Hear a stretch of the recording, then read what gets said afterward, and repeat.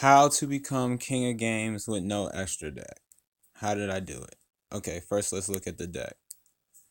We ran Monarchs, but it was a different variation of Monarchs because the most popular decks in the format right now are all one-turn kill decks.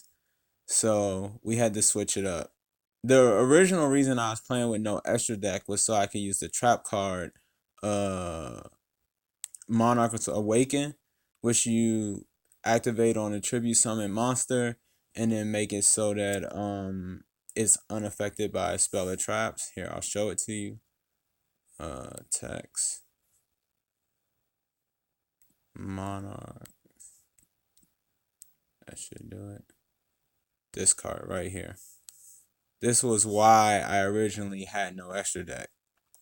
If you have no cards in your extra deck, target one face-up tribute summon monster you control. Its effects are negated. Also, it is unaffected by the effects of cards other than this card. So I thought that would be pretty cool. But then when I was testing it out, it didn't work out so well because I would just get OTK'd every single time. So I went back and I took it out and I made my deck 3 Swap Frog, 3 Treeborn Frog, 3 Testalos, 3 Zaborg, and then I put in 2 Spear Karibos, 2 regular Karibos, 3 Soul Exchange, and 1 Treacherous Trap Hole. That's right, no enemy controller because you can't run enemy controller and Treacherous Trap Hole together. Plus the Karibos kind of take over where enemy controller would be, and Karibos can't be like destroyed by that card by trap removal cards.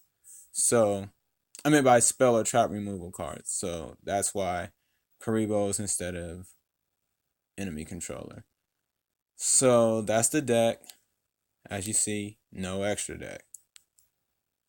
And I recorded a variation of all my games leading up to King of Games. So first, let's prove that we are King of Games. Boom. So you see, if I played a ranked duel, it would be in King of Games. So now we're going to go back and watch how we did it. PvP by reading dual replays. Okay, so that Bandit Keith one is kind of recently. Oh, okay. All right. So this is it goes from that's most recent to latest. Okay. So here I'm gonna start with the earliest one.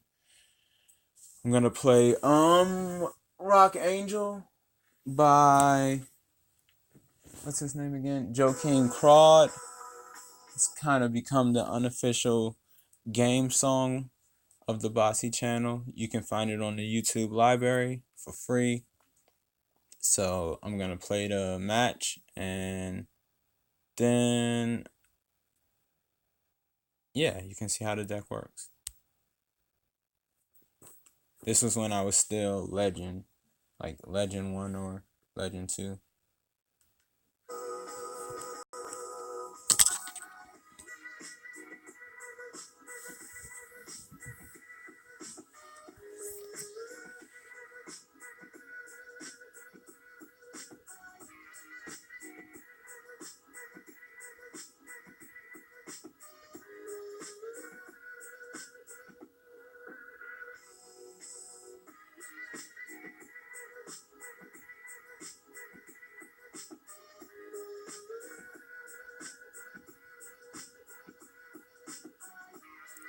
I always try to get all 3 Treeborn Frogs in the graveyard as soon as possible, just in case someone is using some type of remove from the graveyard card, and also to thin the deck, because my entire offense is basically 3 Testalos and 3 Zaborgs, so I need to draw into them as soon as possible.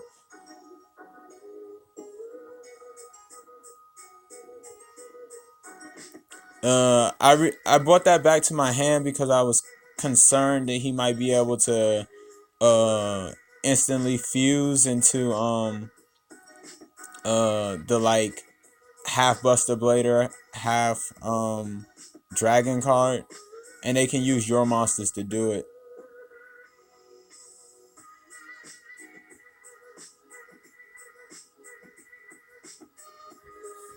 So he just kind of went ham here.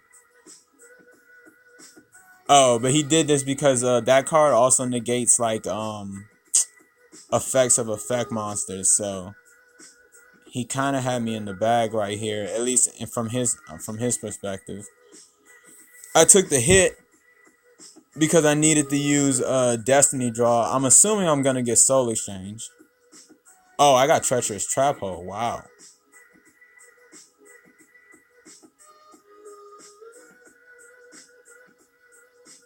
Ended up being a very good decision.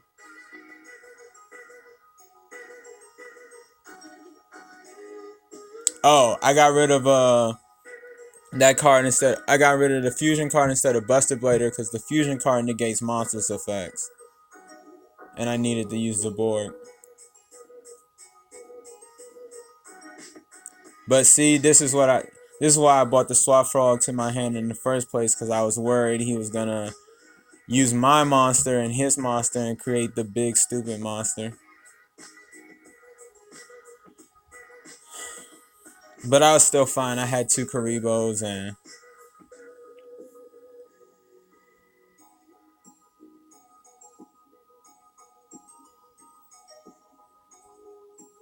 that monster can't attack directly.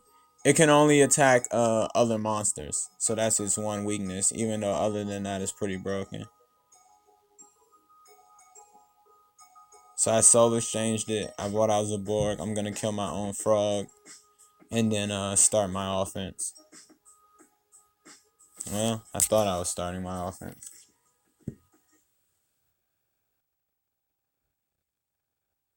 Restarting the song.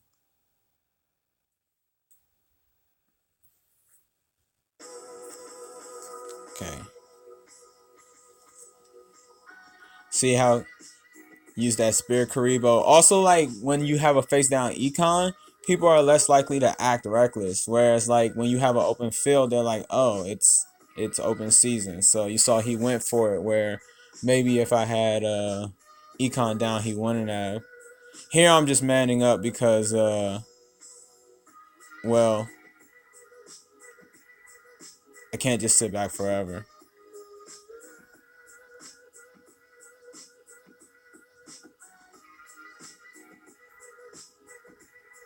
Oh, and also I have Karibo, so I had one Karibo, now I have two. So even if he had been able to do some type of damage, I would have been fine. So I brought Zabor back to my hand, then I resummon it. I'm gonna try and kill his monster. It works. Should be game. Yep, that's how we did it.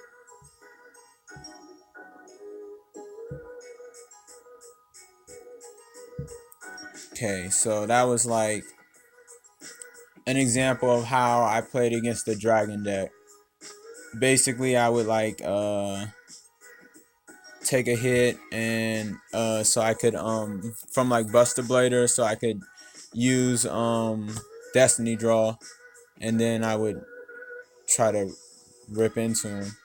Alright, so now let's see how I played against Pegasus.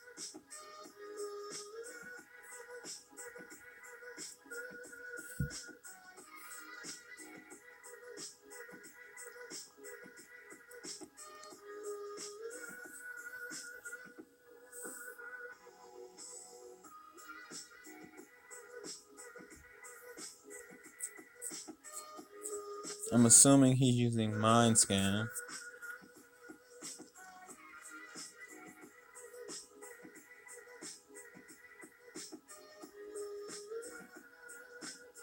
No.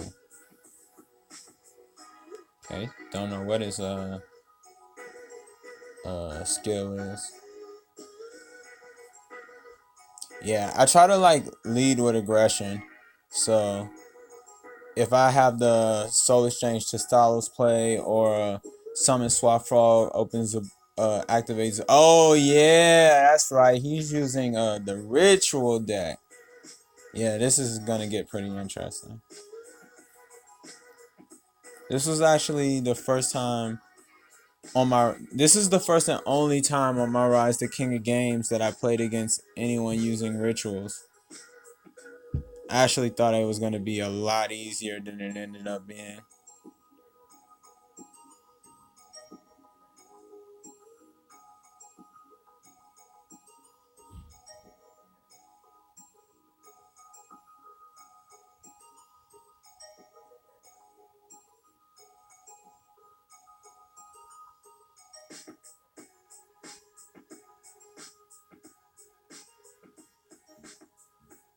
Pretty cool animation on Relinquish.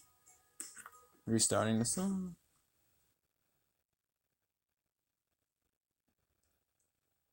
So he takes control of my Testalos, sets a monster, and probably thought he was in pretty good shape.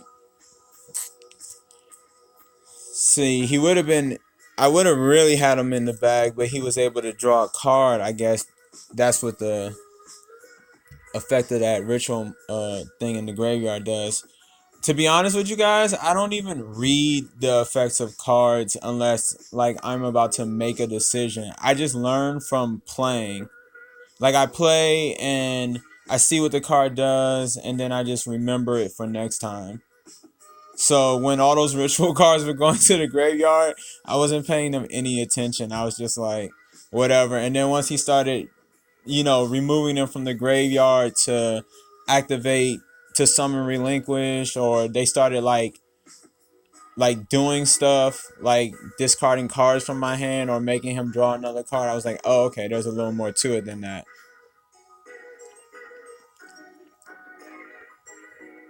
So this is his second relinquish.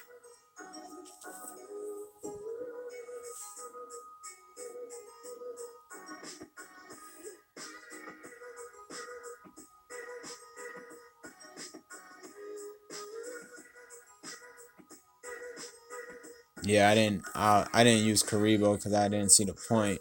I didn't realize that he could discard a card if he did battle damage because I didn't read the card. I probably, mm, I still don't think I would have used Karibo though, because I get to pick which card is discarded.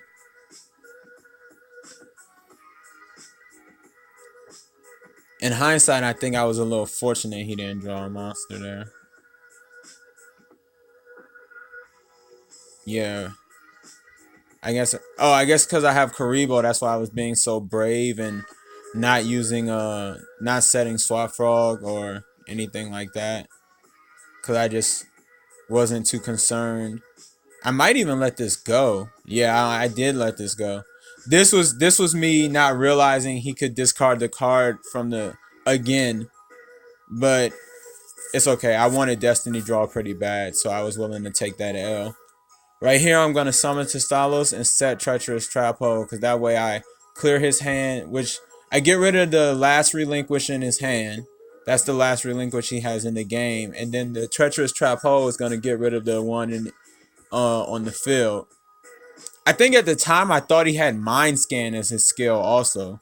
So I thought I was pretty clever, more clever than I actually was. I thought like, ooh, now he can't see what I'm doing.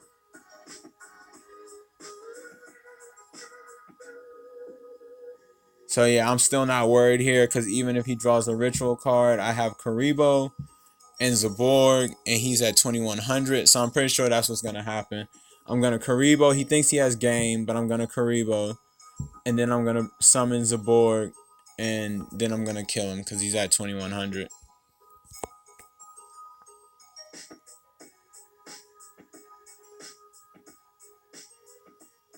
Yep, and that's how we did it.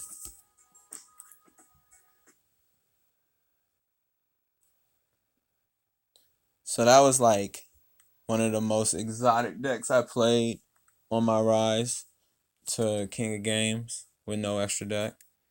So we showed you the dragon deck, the Kyber dragon deck, then the Pegasus ritual deck. So now let's go with Mako. see what he had to offer. And let's start the song.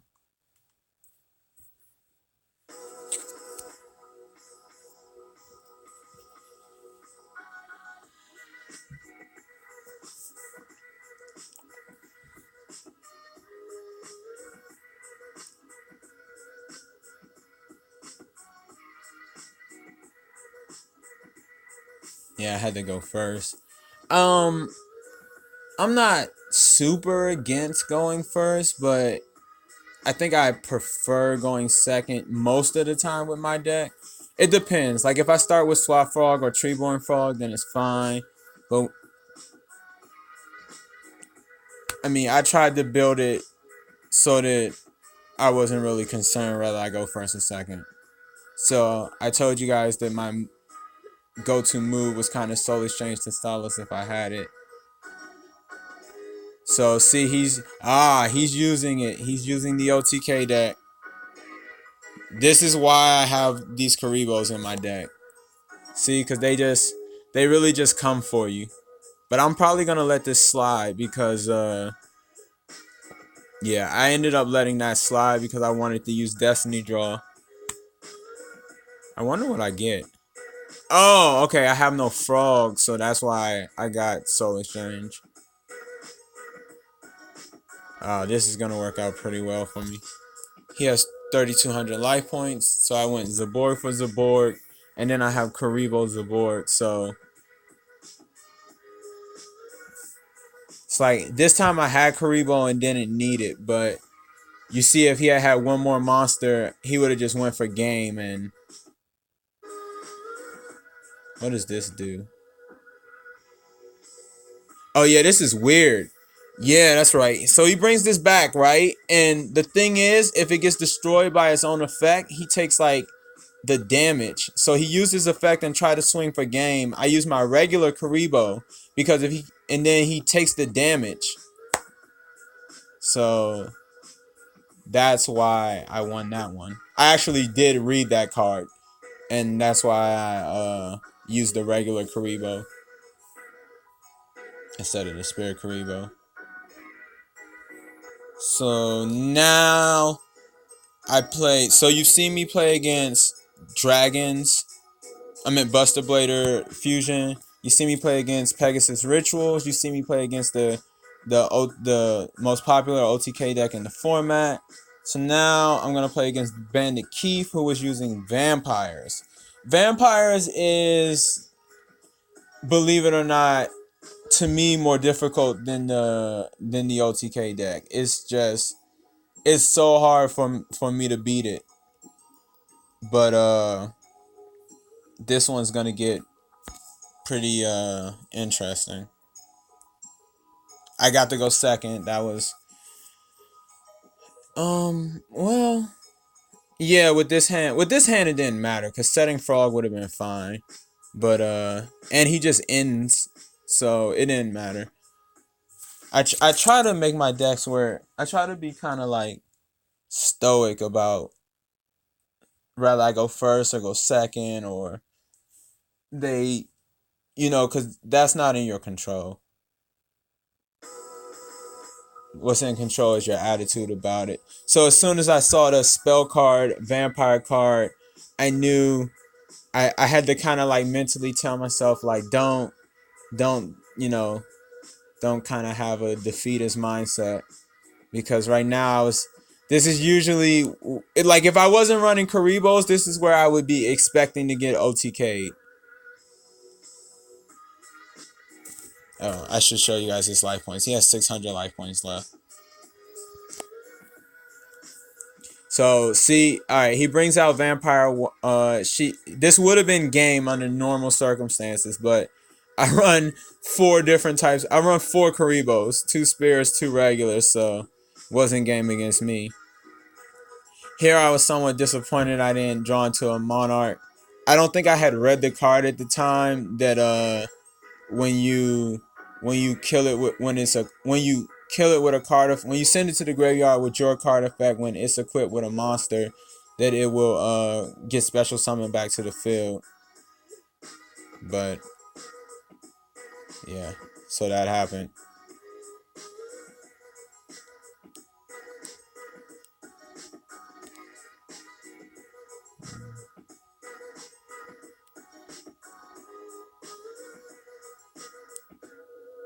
I'm not sure if he's not allowed to take control of my Testalos or for some reason he just didn't. But yeah, I let that go because I didn't. I that was actually a mistake on my part. I didn't realize that this field card was gonna give him so much power. But then I draw into Zaborg. Let me see if I can. I'm gonna attack the thingy for game. Let me just see if I can. I think it must only be when it's normal summon, because I'm sure he would have done it.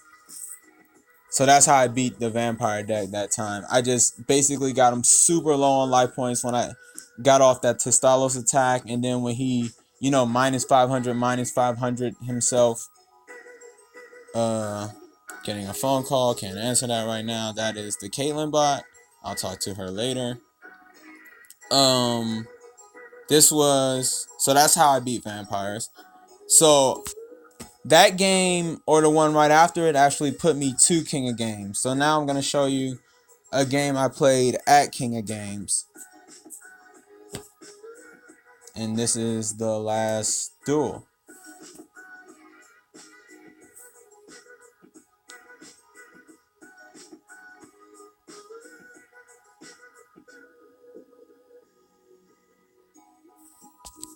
Okay, so he's gonna actually be using Glad Beast. And this was the first time I played Glad Beast at all. I mean, I'm guessing like people don't run it in Legends because you're trying to get the King of Games and everyone is trying to OTK. And in Platinum, there's probably no point. It's probably much more efficient to use the regular. See, you see, I finally started. This is kind of. I was trying not to think this way, but this is kind of like objectively a bad hand. But I try to like control my attitude to be like, well, you know, there's no such thing as objectively bad. Events are neutral, and it's how you view it that determines whether it's bad or good. So he ends up bringing out this monster in order to get rid of Frog, which maybe he wouldn't have done if I didn't start with so many frogs. So I was still trying to keep sort of a positive mindset. I drew the clutch, treacherous trap hole here. I think I'm just thinning the deck at the moment because, yeah, this was this. I think he was trying to stop tree. I don't know what. This was sort of a mistake, but he negated my swap frog effect, so I returned it and then did what I was going to do anyway. So that's what I mean by events are neutral. Because you see, if I hadn't had all those frogs, I wouldn't have been able to do it this way. I didn't even know if he could have Heraclinos or not. That's how long it's been since I played against Glad Beast. I actually did read this card and saw that you couldn't use effects in the battle phase, so that's why I played it like that. This Testalos was super clutch. I'm gonna get rid of his hand, and then I'm gonna return Swap Frog to my hand. That's because I don't want him to just be able to draw into any Glad Beast monster, attack Swap Frog, and then bring out Murmillo. If I had a Spear Karibo, I would have faded it, but see, and sure enough, he drew into Lucari. So I was being very cautious right now. I didn't want to like attack him, play like the version of Wabaku, the take no battle damage, and then be able to bring out like Murmillo. So then he drew into Murmillo, so I was like, okay. By now, I somehow realized that he had like I that was my read that he had a Wall of Destruction.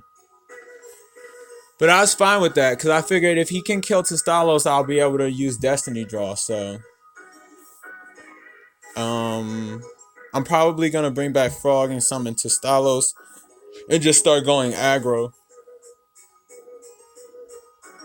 Cause that's usually what I do when I have an advantage. I press it. So yeah, he's gonna Wabaku here, and I'm feeling real good about life because I have Spirit Karibo. Yeah, he just drew and gave up. And that was a King of Games duel. So that's it. That's the that's how I became King of Games with no extra deck. Hope you guys enjoyed this one. Until next time, Botsy out.